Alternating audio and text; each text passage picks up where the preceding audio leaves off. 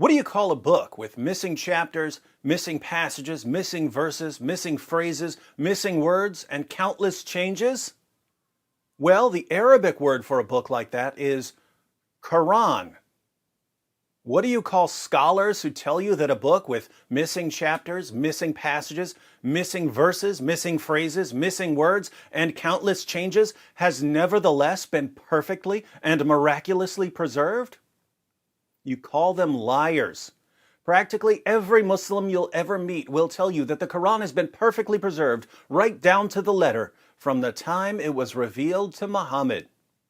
What's interesting is that the further you go back in Islamic history, the more you find Muslims admitting that the Quran has changed. If you go all the way back to the companions of Muhammad, they had endless stories about how they failed miserably to preserve the Quran. Let's look at an example. In Sahih Muslim 2286, Muhammad's companion Abu Musa talks to the Quran reciters of Basra, a city in Iraq, and he tells them about two lost chapters of the Quran. Abu Harb ibn Abu al-Aswad reported on the authority of his father that Abu Musa al-Ash'ari sent for the reciters of Basra. They came to him, and they were 300 in number. They recited the Quran, and he said, "You are the best among the inhabitants of Basra, for you are the reciters among them. So continue to recite it. But bear in mind that your reciting for a long time may not harden your hearts, as were hardened the hearts of those before you.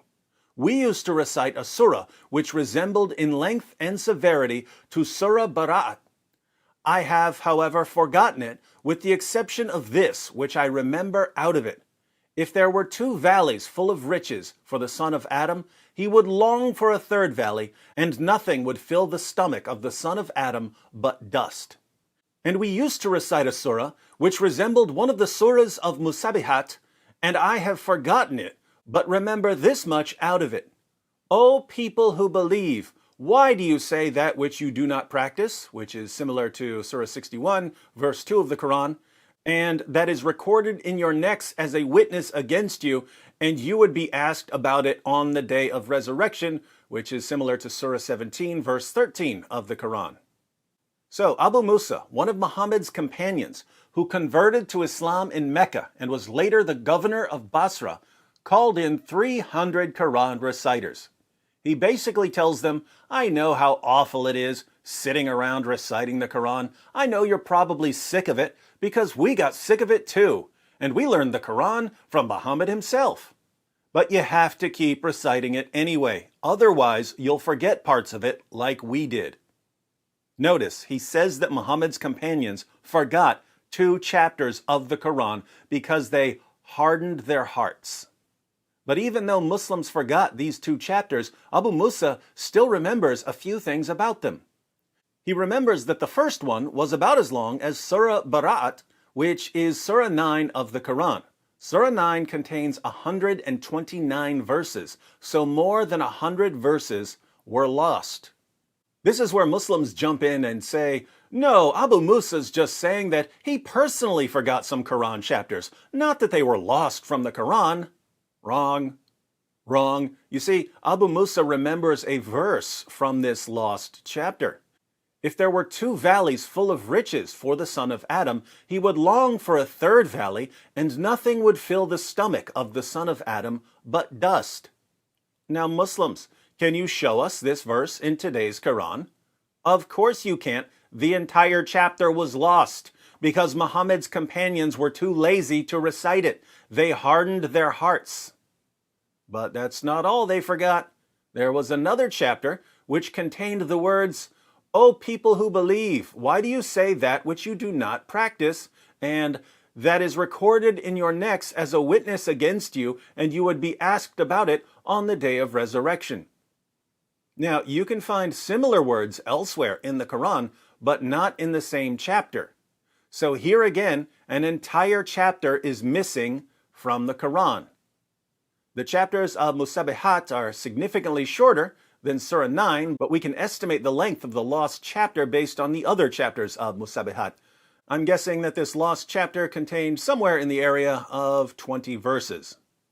So, if somewhere around 129 verses were lost when one chapter was forgotten, and another 20 or so verses were lost when another chapter was forgotten, that's about 150 more Quran verses that were in the Quran during the time of Muhammad but aren't in the Quran today. I say about 150 more Quran verses because in a previous video, we read a passage from Ubay ibn Ka'b who said that more than 200 verses were lost from Surah 33 alone. This means that we're already up to more than 350 verses that are missing from a book that Muslims tell us has been perfectly preserved right down to the letter.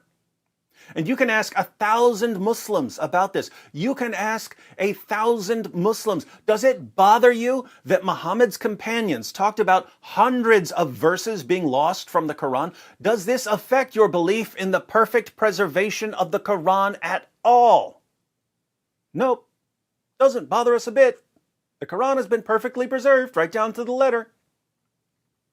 Muslims have been conditioned all their lives to accept whatever their leaders and apologists tell them, even if it completely contradicts what Muhammad's companions said.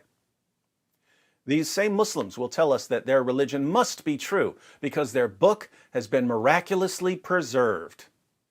The foundation of Islamic apologetics is the preservation of the Quran, and it's complete, utter, total nonsense. What does this tell us about the religion? By the way, if you missed my video about 200 verses being lost from Surah 33, be sure to check it out. And even if you didn't miss it, go ahead and watch it again. It's free, and we all need to master this material. Myths don't go down easy.